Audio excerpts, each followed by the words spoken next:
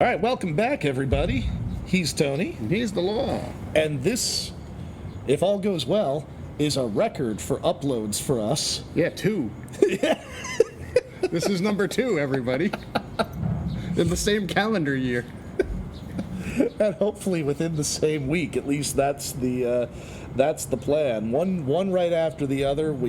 If you missed our preview talking about the New York Jets, I don't know, click here. Click somewhere on whatever you're looking at right now. It's probably around there somewhere. Hopefully I can figure out how to make that happen. Anyway, and then come back here because today we are talking about the New York Football Giants. Oh yeah. You have to say New York Football Giants, or else people in our area. In case you think this is 1913.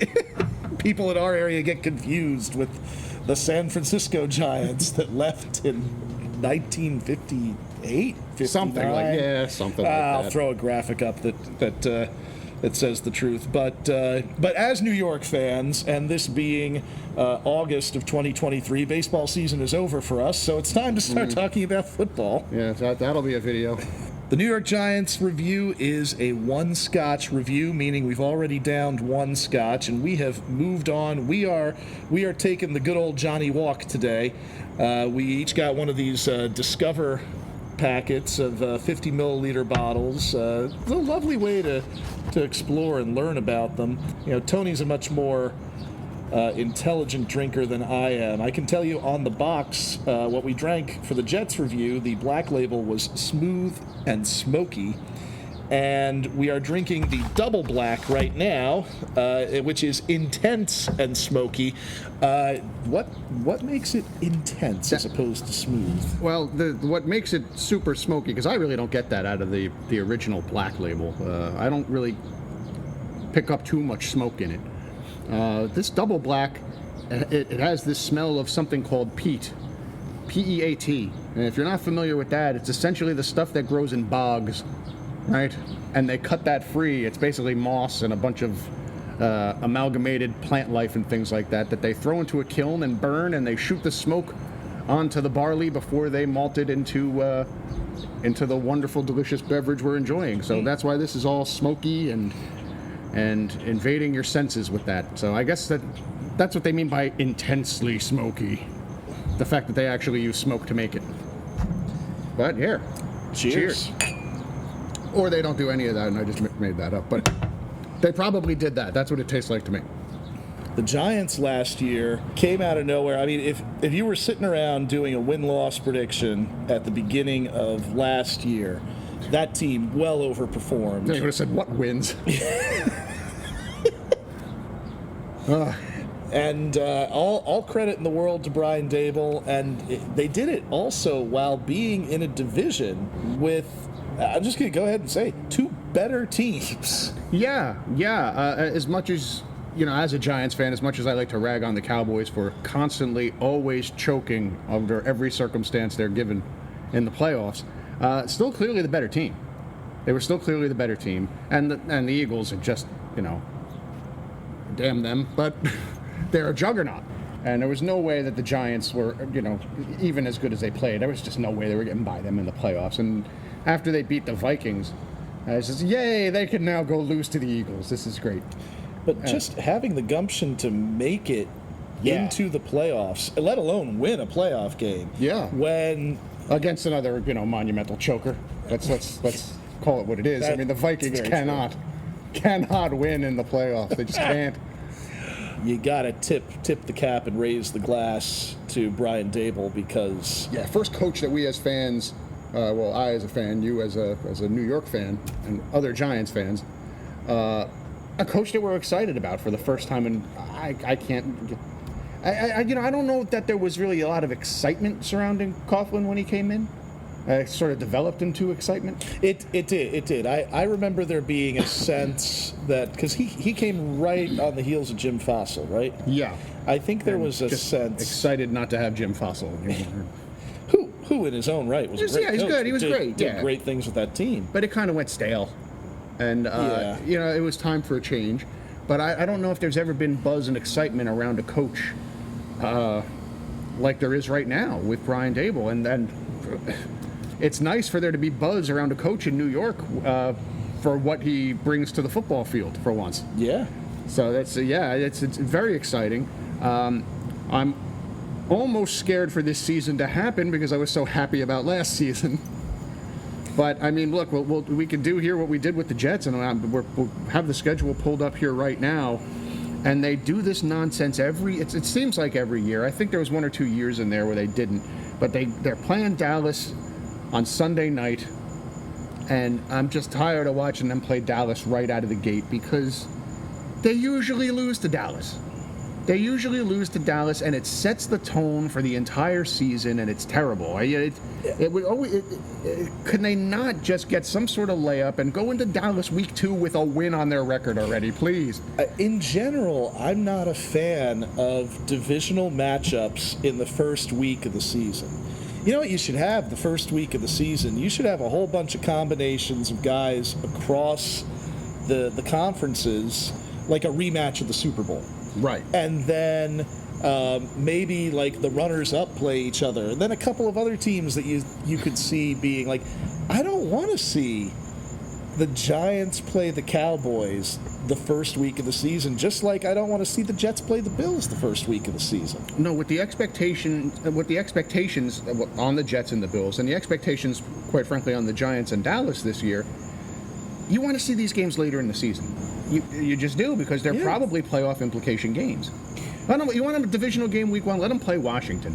The nice thing about the Giants schedule is right away I can look at this schedule and I can tell you there are 3 games on this schedule against teams that are definitively going nowhere. Right. They are Washington, and Arizona. Well, yeah, and I'm looking at this. So they've got Dallas coming in, then they're on a road trip immediately, which I hate to see that. They're at Arizona, then they're at San Francisco. And that's a Sunday to a Thursday. I hope they're not planning on coming back in between those. I can't imagine they would be coming back in between those. But Arizona's a winnable game. San Francisco not looking as winnable. But again, with this team that we saw last year, the upsets, the ability to win games that you just do not think they should win. I fully expect them to lose to San Francisco by like 2 points. Mm-hmm. And that's just the vibe that this team has. They go down swinging. Yeah. They fight to tooth and nail to the bitter end. And likewise, there are going to be some teams on this schedule, like they're going to beat teams they probably shouldn't by that same 2-3 points. Yeah. So this is a little bit harder for me than the Jets was, because A, I'm a fan. B, the Giants are so scrappy. Whereas I feel like the Jets are coming in with higher expectations than the Giants are. But the Giants are just so scrappy. Like that Dallas game, they could win or lose that Dallas game. You got to assume that they're going to split with Dallas. Yep. You hope that they take down Washington twice. And you got to assume they're going to lose to Philadelphia twice. I think if I'm going through doing the same thing I did with the Jets for the divisional games, that's probably what I would predict too. Yeah, they get the split with Dallas, they crush Washington, and Philly probably crushes them. So we're saying 3-3 in division. Yeah, which is, that's great. That's great for the team with this kind of expectation. But looking at this, going down the line, starting from the beginning again, they got Dallas coming in, then they're at Arizona, at San Francisco, then they got the Seahawks coming in. That's going to be a big game just because these are two very similar teams. Yeah. As far as expectation, as far as maximum output, you think. It was scrappy teams that can put it together and win when you don't think they should win. Yes. Yeah. So that's going to be. One of them's going to take a lead on the other one for a wild card spot in that game. That's going to be a fun game to watch. I'm actually excited to watch that one. Then they're at Miami, which I feel like can go either way.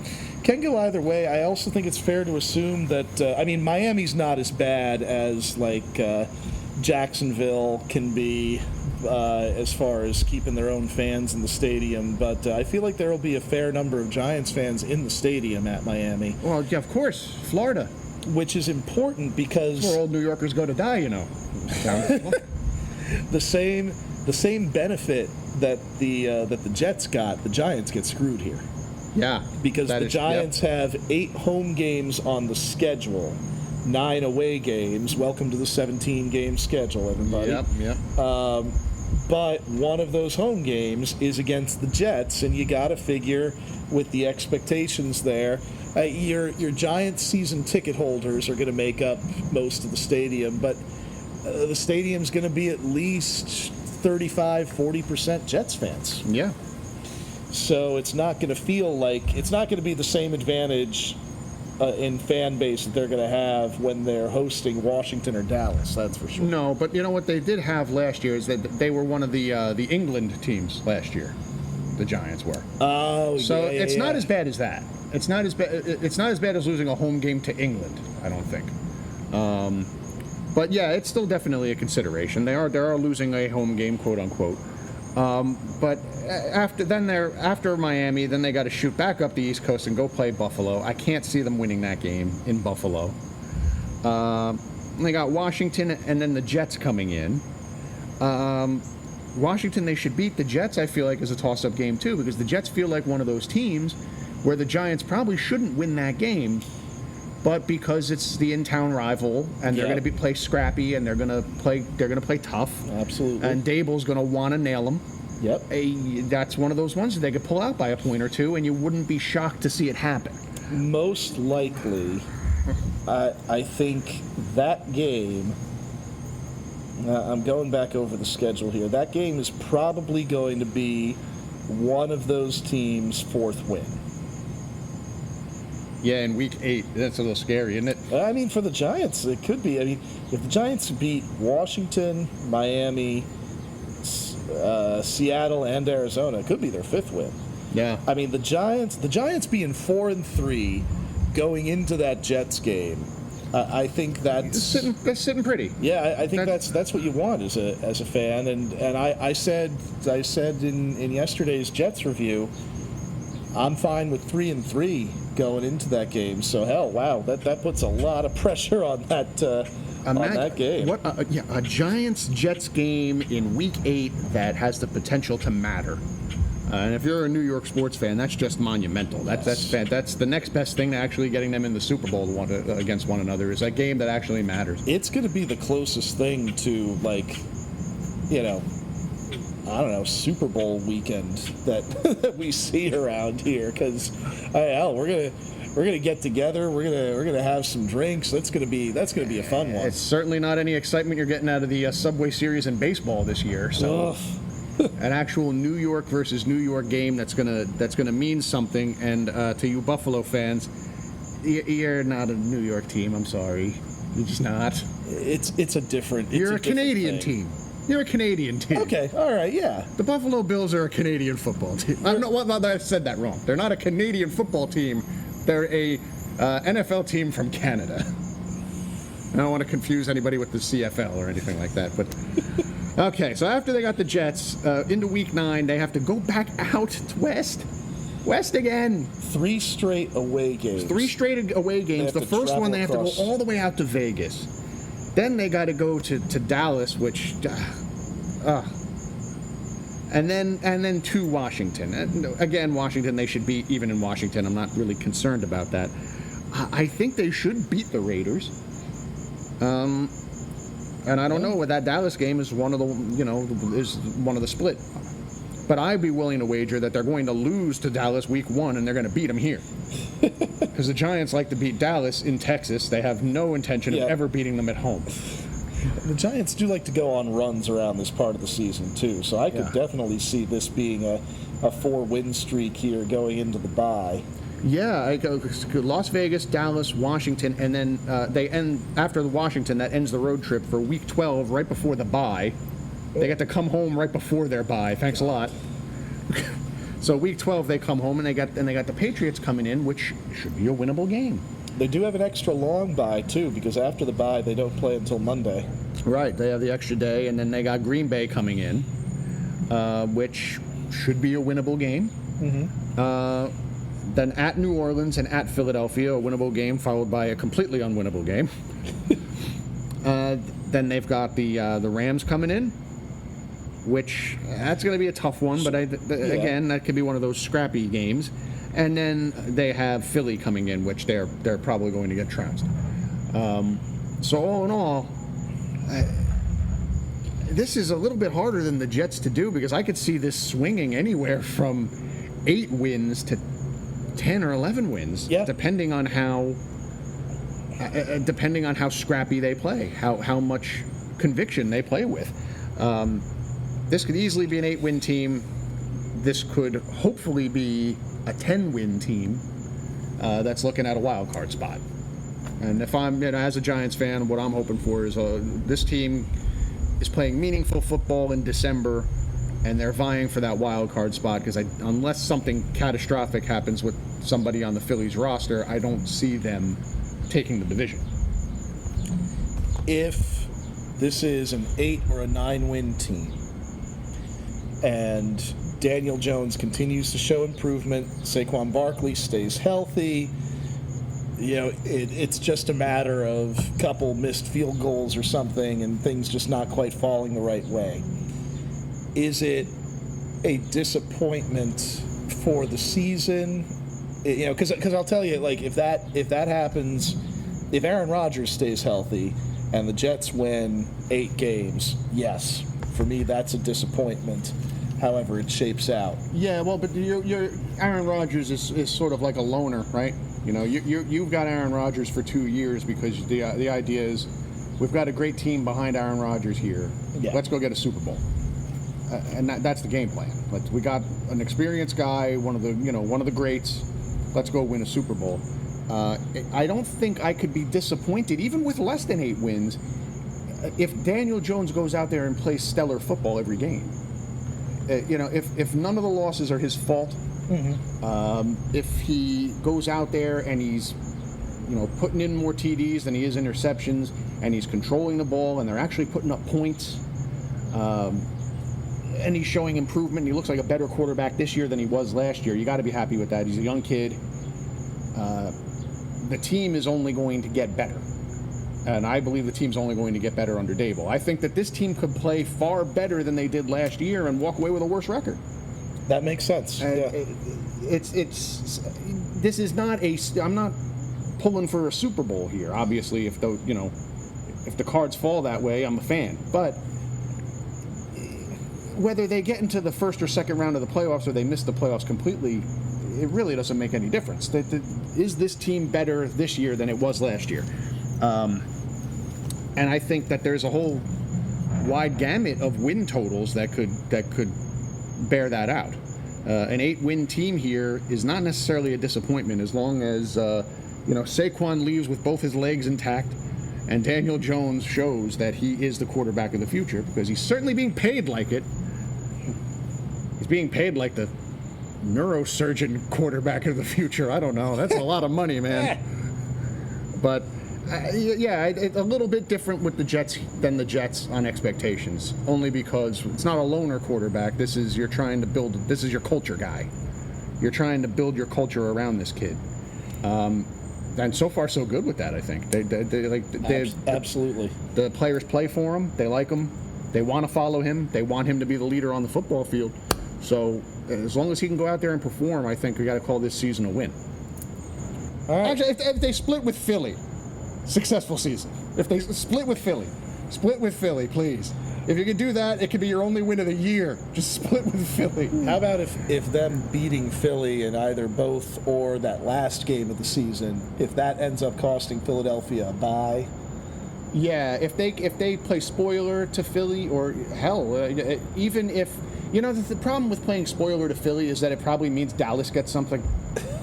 It's true. So I've never been big on that, because every time they play spoiler to one, it's not them in line to get benefit out of it, because they're usually terrible. It's if they play spoiler to Dallas, Philly gets something. If they do it to Philly, Dallas gets something. So no, I just hope for a strong showing and improvement in the quarterback.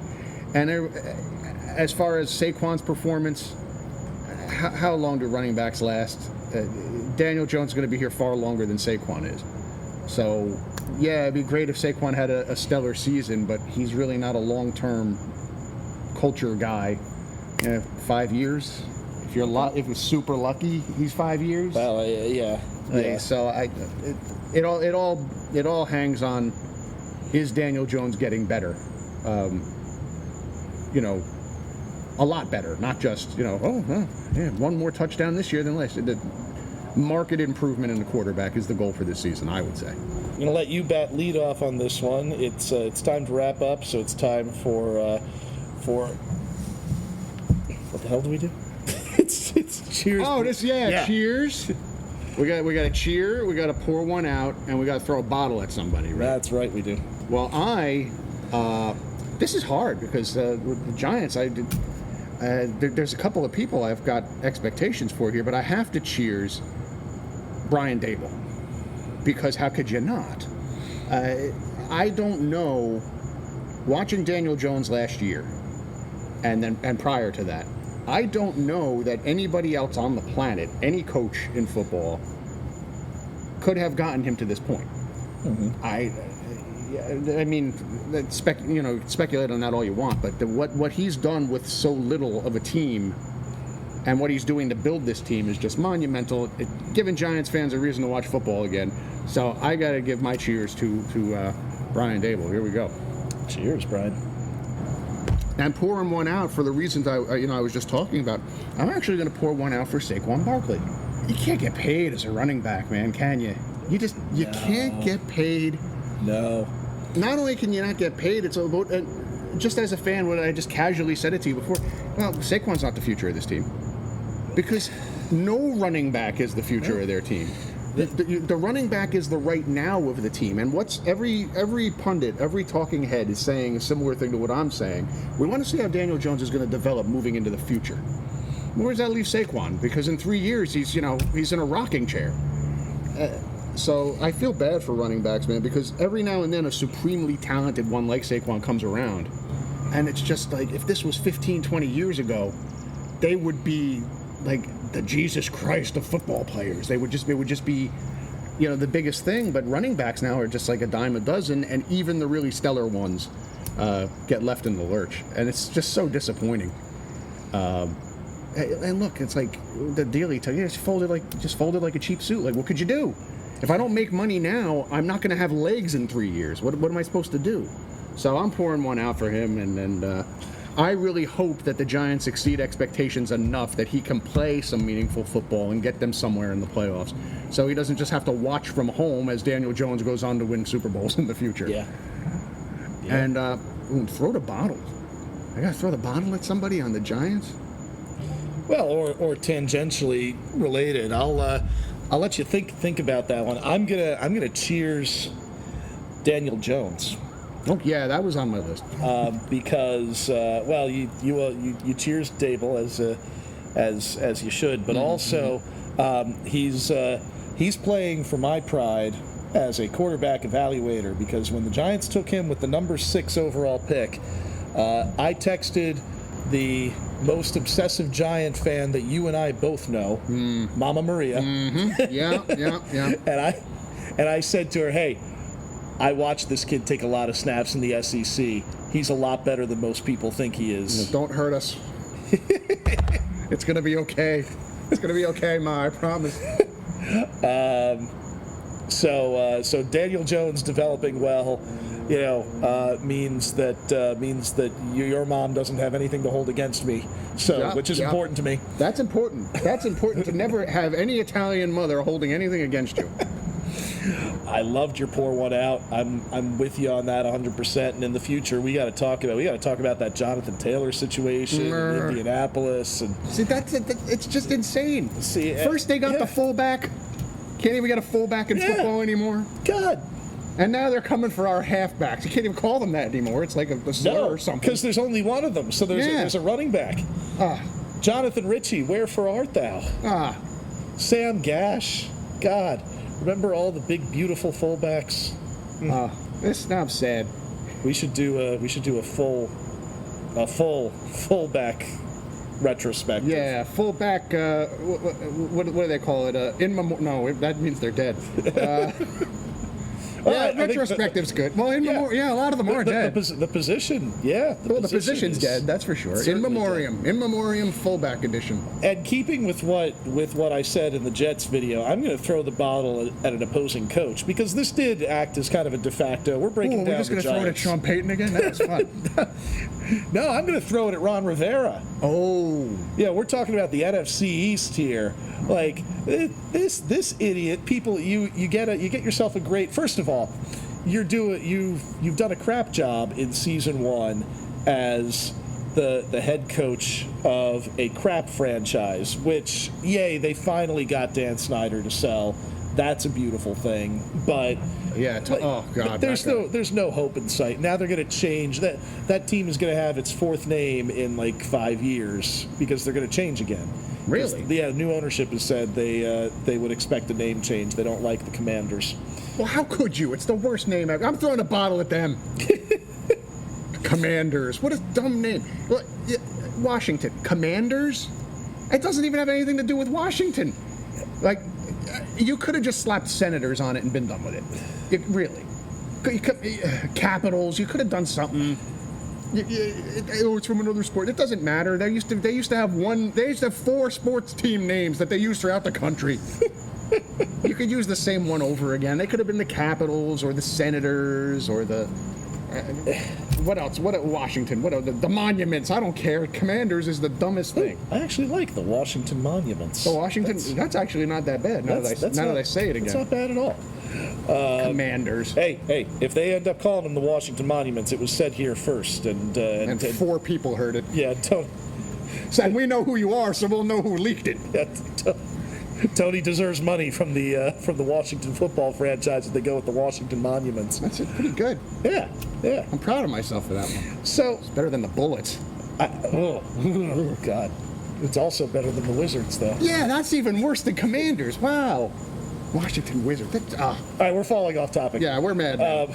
I'm not going to throw the bottle at Ron Rivera just for throwing Eric Bieniemy under the bus. Yeah, that was low though. That was terrible. I'm mainly throwing it at him for walking it back a couple days later when he saw the fallout. Yeah. Look, I'm going to paraphrase here, but I'm pretty sure at some point Winston Churchill said something along the lines of, the plan you have now, executed at the right time, is better than the right plan, executed too late. Yeah. I'll find the right quote and put it up there on screen. But that's close enough. He's dead. He's not going to get mad at you. But that's leadership right there. Yeah. First of all, Rivera never should have opened his mouth about players complaining that Bieniemy was too tough on them because you are the cellar dwellers of your division. Yeah. You're literally the only team.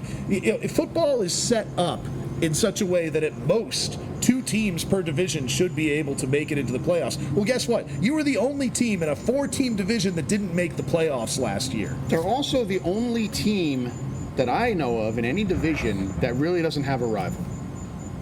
No Giants fan gives a crap about Washington. Yeah. No Dallas fan cares about Washington. No Philadelphia cares about Washington. They just don't care. Where you go into the other divisions, all the teams and all the teams' fans legitimately, there's animosity there. But nobody, like you go to see a Giants Washington game in MetLife Stadium, there's nowhere near the animosity that there is for the other teams in the division. Well, and even coming from Washington, and I mean, my God, you guys broke their All-Pro quarterback in half in like the 80s. Yeah, what was it, 87, 88, whatever that was?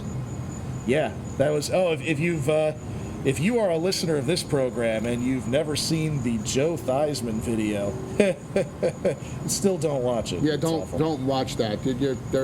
There's far better things you could watch on the internet than that. Yeah, but